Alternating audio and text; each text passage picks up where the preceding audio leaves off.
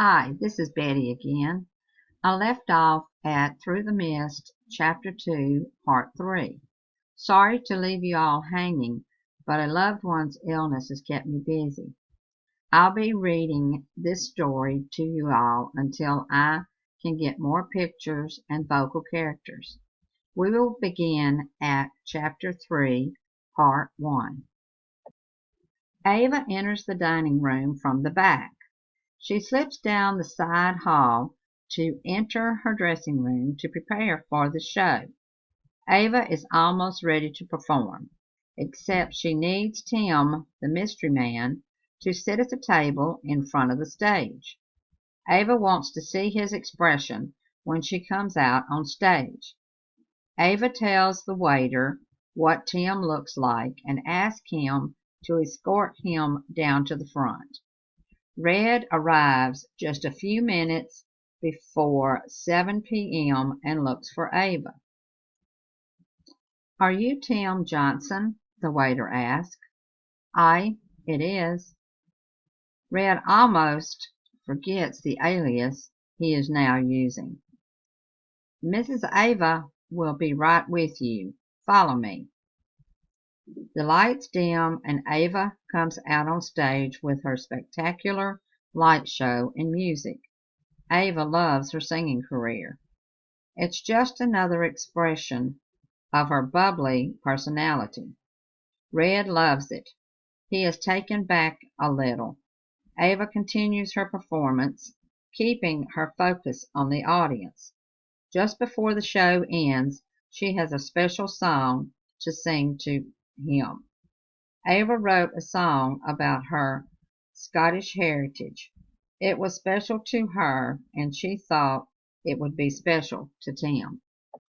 The song tells of a legend of a man who died many years ago.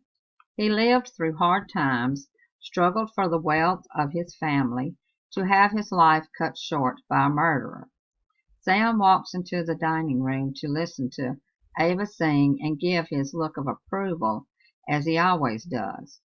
This was Ava's first time to sing this song, and she had been saving it for the right time. The song was about Archibald's life. The song revealed to Sam much what he had and Tim discussed earlier. Ava had put it together in a beautiful ballad. Ava sings directly to Tim. He is not making any reaction to the song because he has to keep his identity unknown to her for a little while longer.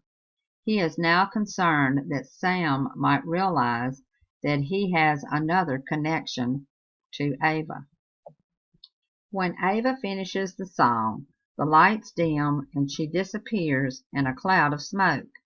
She goes back to her dressing room and changes into a strapless, silky purple evening gown that she designed herself. Her hair is below waist length, dark brown, and hanging loose. Ava returns to the dining room to join her mystery man. She finds out from Sam that he is on deck. Ava steps out on the deck of the boat and quietly approaches Tim. "I hope I didn't shock you too much back there. Did I, Tim?" "You didn't then, but you do now. You look beautiful." Red gazed on at her beauty. "Thank you." Ava blushes. "Tell me about yourself. How did you get started singing? How are you associated with the tour home above the hill?" he asked. "I started singing at some festivals, fairs, and local restaurants. Then Sam came by one night and heard me singing in the restaurant. He hired me and has become my best friend." "The tour home is a heritage thing. Are you sure you want to hear all this boring stuff?" Ava says. "Aye, go ahead. So far, I haven't found you boring. My first tour of this home was in 1994. I had never been on a tour of the homes until then.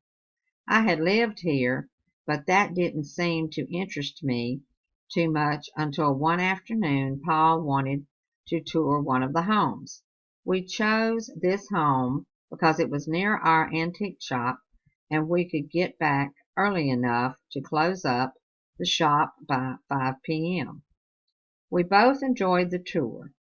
I remember telling Paul at the time that I felt like a part of this heritage.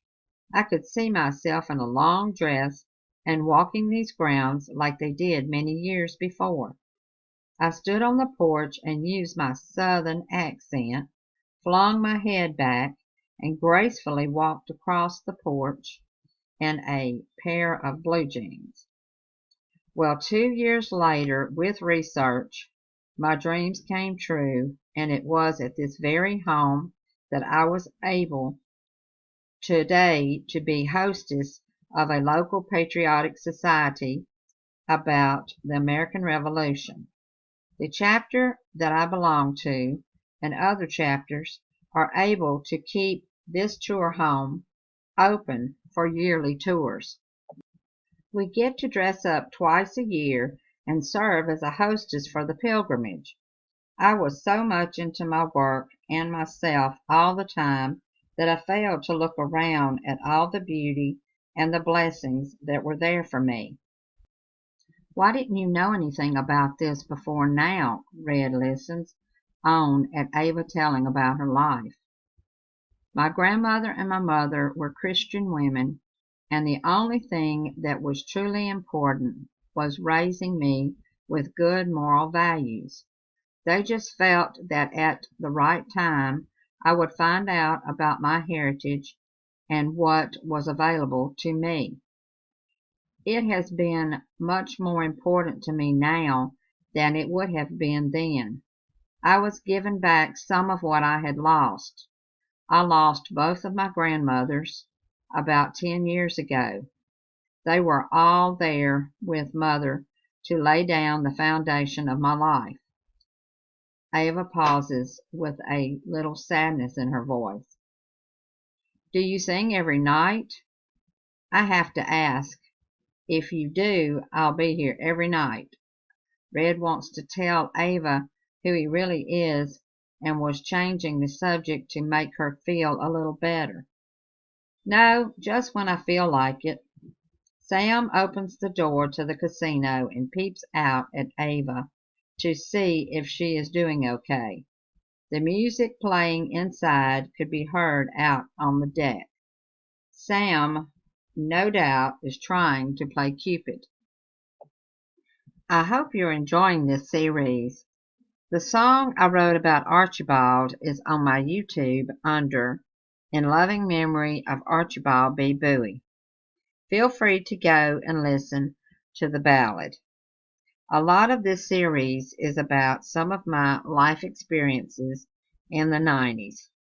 I would love for you to like, comment, and subscribe. Thank you.